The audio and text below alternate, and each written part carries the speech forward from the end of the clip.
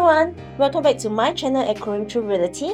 As we look ahead, I wanted to put together this episode to dive into what's coming up in 2026, what you should keep an eye on, what's worth getting excited about, and what might just surprise you. Today, I'll break down what's my price expectations and most importantly, my top 3 projects to watch, plus a wildcard that could surprise everyone. And stay to the end, because I'll also share why 2026 may see a launch gap that pushes more buyers into resale, and what that means for your strategy. Quick disclaimer, this video is for educational purposes, not financial advice. Pricing can shift depending on developer's strategy, unit mix, and market conditions. If you want a personalized plan, you can reach out to me, Corraine, at 88-826-826 for a one-to-one consultation. I'll put my contact number in the description box and pin it in the comment section. So let's start with the big list. We're looking at roughly 15 new developments from Q4 2025 to the first half of 2026. Let's break it down. 2 ECs, Kosa Cabana at Parcel and Reveal at Tampines. ECs are heavily policy governed and it's a privilege if you can qualify as a buyer. 4 boutique projects, and they are Sophia Meadows, Villa Natura, which is a landed, Duet at Emily, and 1 Lonely Residences. These are lesser than 40 units each and is catered to buyers who enjoys exclusivity. And that leaves 9 mega condo launches left that most of us were exposed to. Newport Residences, Narra Residences, River Modern, Pinery Residences, Tengah Gardens GLS, Media Circle Parcel, Bayshore, Lentor Gardens, and Thomson View. Today, I'm going to go deeper on the projects that matter most for pricing direction and buyer demand. First up, we have Narra Residences in Dairy Farm, District 23, OCR, West Cluster, Dairy Farm Subzone of Bukit Panjang. The key stats are, site area is about 232,500 square feet, GFA is about 488,250 square feet, plot ratio is about 2.2, units is about 540 units, estimated launch mid-January just before CNY. The land was awarded on 21st January 2025 with a land price of 1,020 per square foot per plot ratio, with an estimated break-even of 1,844 per square foot per plot ratio. The landmark reference is along Dairy Farm Road opposite of Botany. Now, here's the most important part, my pricing framework. I use a prorated approach comparing land price versus launch PSF using projects with similar land attributes, meaning not MRT fronting, relatively ulu, limited mall presence nearby, so I reference Narra Grove and Alta. From there, my rough range for Narra Residences is slightly starting around 1,900 PSF, with an average around 2,070 PSF and higher floors potentially about 2,300 PSF, depending on the stack and the facing of the units. Now, should you be excited about Narra Residences? Here's my honest view. This area is still in the slower transformation phase. The distance to MRT matters, and the township momentum is not as fast as other regions. But Narra Residences has an important saving grace, which is the GFA harmonization, which helps overall quantum feel more approachable, and that matters for upgraded demand.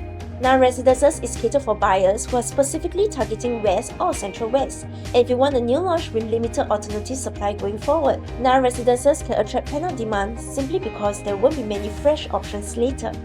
Now, let's jump to the next project that's going to be launching in the CCR. And this last plot factor matters because it creates a formal pricing psychology.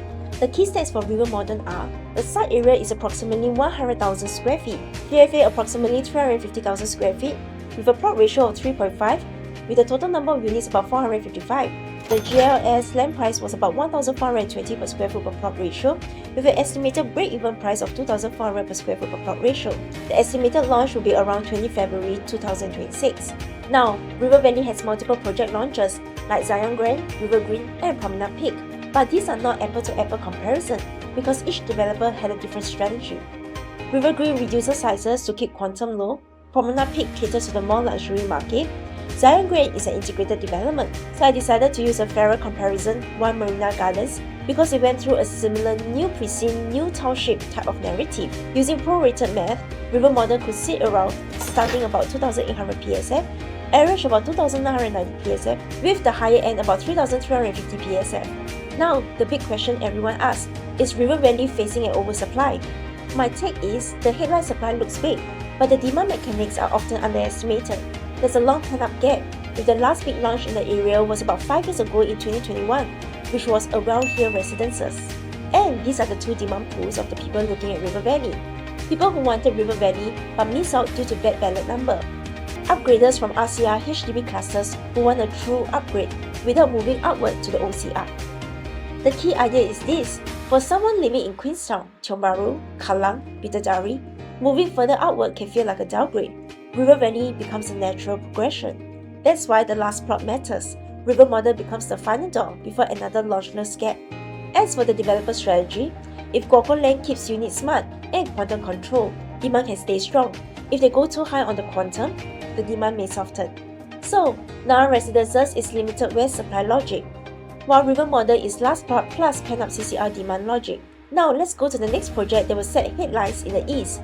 Next up, we have Pinery Residences, which is located at Tampines Street 94, an integrated project that people have been watching closely after Parcel Residences launch. The key points for Pinery Residences are: the site area is about 253,000 square feet, GFA is about 665,000 square feet, with a plot ratio of 2.6, units totaling 585 units. It is an integrated development about 230 meters to Tampines West MRT, with schools nearby like St. Hilda's Primary School, which is about 690 meters away. Pinery's land price was bid at 1,004 per square foot per plot ratio, with an estimated break-even of 1,823 per square foot per plot ratio. I reference Parktown Residences because it's a comparable, integrated, market-hype project.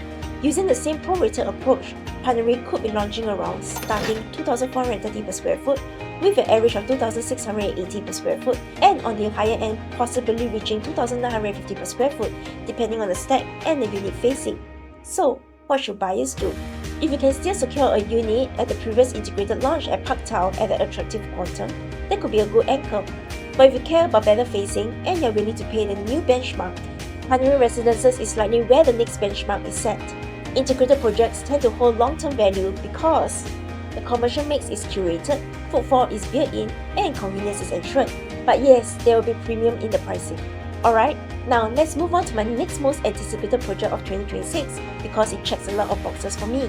Thomson View, which is located in District 20 in the RCR. Thomson View is one of my top 3 picks for 2026. It's actually my number 1 project. The key stats for Thomson View is Thomson View's site area is about 540,000 square feet with a GFA of approximately 1,134,000 square feet. Plot ratio is at 2.1 with units comprising of approximately 1,200 units and is approximately 510 meters to renowned Thomson Primary School, 470 meters to Upper Thomson MRT, and is opposite of Thomson Plaza. The land bid was at 1,178 per square foot per plot ratio. For pricing logic, I use Sky of Holland as reference because it's of a similar, mature, rejuvenating precinct dynamics, being within close proximity to the MRT, and it's by the same developer consortium strategy profile. The prorated price range puts Thomson View roughly around starting 2,300 to 2,400 PSF, with an average of 2,500 to 2,700 PSF, and on the higher end, possibly reaching 2,800 PSF to 3,000 PSF. And here's the reason I like about Thomson View. It is a big land parcel which developer can scale, and therefore developer can manage pricing progression. It is within close proximity to the MRT, shopping mall, greenery, and within 1 kilometer to renowned primary school, Ito. Therefore, there will be a strong family demand for Thomson View. And lastly, timing benefits. Beyond pricing, Thomson View is also a very livable plot of land. It is surrounded by greenery and it sits along the Thomson East Coast Line, which is currently in its infrastructure and transformation phase, and is also aligned with the broader North-South Corridor development. All these are long-term infrastructure catalysts that adds to the appeal of the area. What makes this even more interesting is the timing. Thomson View is an en bloc site that was concluded about 1 to 1.5 years ago,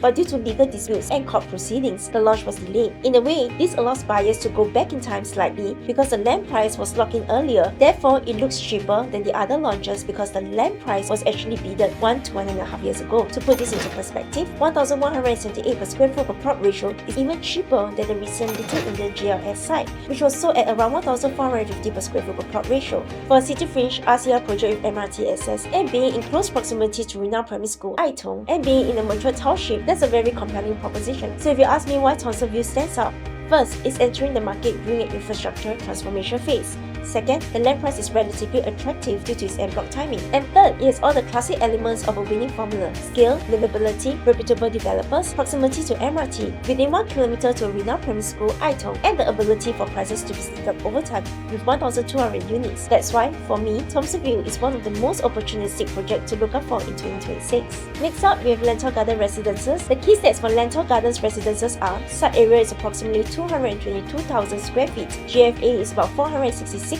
square feet with a plot ratio of 2.1 with about 500 units, with the land price awarded at 920 per square foot per plot ratio. For reference, Lentor Central Residences land price was awarded at 982 per square foot per plot ratio, and it's a strong sell-out project. So if I use that and do a prorated range, roughly Lentor Gardens Residences will be starting about 1,850 per square foot with an average of 2,080 per square foot, and on the higher end at about 2,420 per square foot. While Lentor Gardens Residences is it's my second choice of the year, because Lentor is still a strong growth story. This is one of the final nice plots around the park cluster. Pricing is potentially more approachable than the latest benchmark in the area. One thing to take note of is the developer's track record for Tengah Gardens residences. That said, I think that it's only fair to say that Kingsford has improved significantly over the years. After tighter government scrutiny, their more recent projects show clear progress, and their continued participation in multiple land bids suggests that they are here to stay. If you have visited One Marina Gardens, you'll notice that the designs are more modern and the finishing quality has improved, especially compared to their earlier projects like Hillview Peak and Kingsford Water Bay. The improvement really started from Normanton Park, and it has carried through to their latest projects. Overall, while their earlier track record raised questions, I do think Kingsford has learned, adapted, and raised their standards over time. So if you missed earlier Lentor entries and you now believe in the Lentor area transformation, this can become a renewed entry point.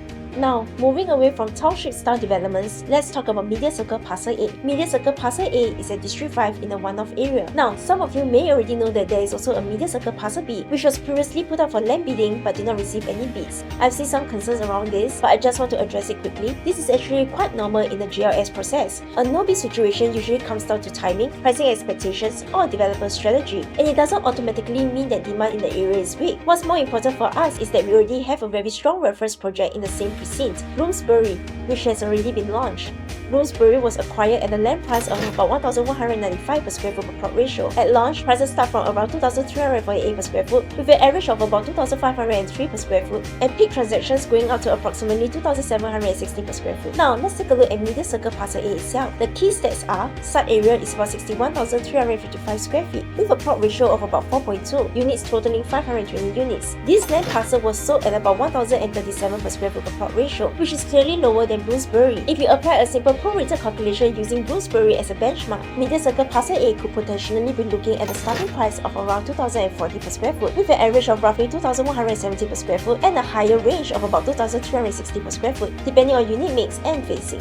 At this point, some of you might be thinking, if the land price is cheaper, does that mean that Media Circle Parcel A will be launched significantly cheaper and put out the prices in the area? My view is not really. The reason for the lower land price is largely because Media Circle Parcel A is a pure residential plot, whereas Bloomsbury includes a commercial component, which naturally pushes up the land cost. That explains the difference in land pricing, but it doesn't automatically translate into a big difference in launch prices. More importantly, both Bloomsbury and Media Circle Parcel A are awarded to the same developer, Qingjian. From a developer's standpoint, it wouldn't make sense to launch Media Circle Parcel A at a much lower price and risk undermining buyers' confidence in Bloomsbury. Developers don't price projects simply based on how cheaply they acquire the land. They price it based on prevailing market conditions, positioning, and long-term confidence in the precinct. Just because you bought the land cheaper doesn't mean you're required to sell it cheaper, especially when the market can support a certain pricing level. So for those of you who have already bought into Bloomsbury, I wouldn't be worried at all. In fact, you have secured a very solid development in a growing one-off precinct. Given that the next project is also by Qingjian, they have every incentive to maintain pricing discipline and protect buyers' confidence across both developments. In short, don't expect Media Circle Parcel A to suddenly come in and undercut the market. Pricing is likely to remain largely aligned, with differences coming mainly from unit size, layout efficiency, and facing, rather than a major price gap. Okay, now the one project everyone keeps asking about, Bayshore. Bayshore is highly anticipated because it's part of the next decade's East Coast transformation story. Key stats: site area, approximately 105,000 square feet, plot ratio 4.2, units 515.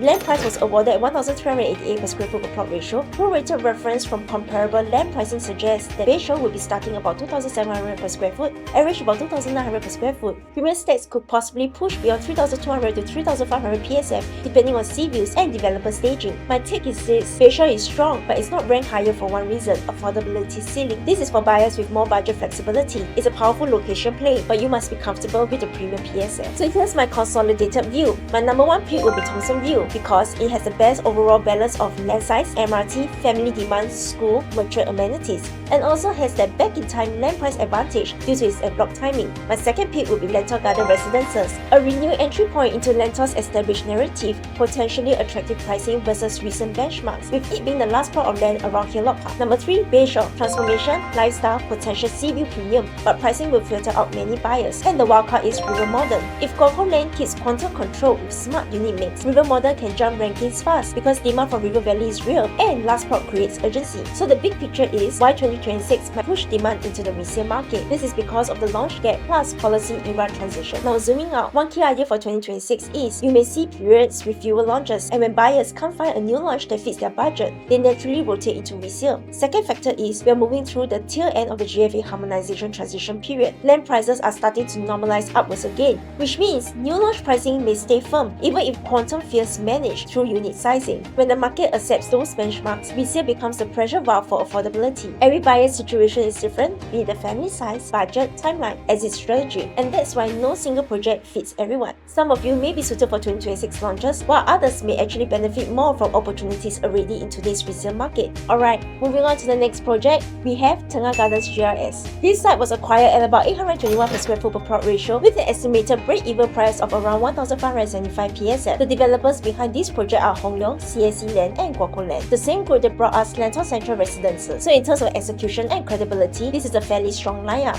The key stats for Tengah Gardens GLS are site area is about 274,000 square feet with a plot ratio of 3.0 and units totaling 863 units. Now, if you haven't been to Tengah or Tengah Gardens recently, your first impression might still be that Tengah is quite ulu. But if you actually drive around the area today, you'll realize that the township is already more than 50 to 6% developed, and we're even seeing the first batch of Tengah residences moving in. With that in mind, Tengah is actually one of the next key townships to look out for. The government has already made it very clear that they will be channeling significant resources into this area. In fact, they even went to the extent to relocate ACS to Tengah, which in itself is a very strong signal that they are committed to making Tengah work long term. You can think of Tengah today the same way as people view Punggol in its early days. For pricing, I'm going to be using Narra as a benchmark. Narra land was bought at about 904 per square foot per plot ratio, and it is launched at around 1,895 per square foot, with an average of 2,079 per square foot and a peak of about 2,252 per square foot. If we do a prorated calculation using Tengah Gardens' lower land price of 821 per square foot per plot ratio, we are likely looking at a starting price of about 1,720 and average around 1,890 PSF and potentially around 2,000 PSF for the higher end. In a way,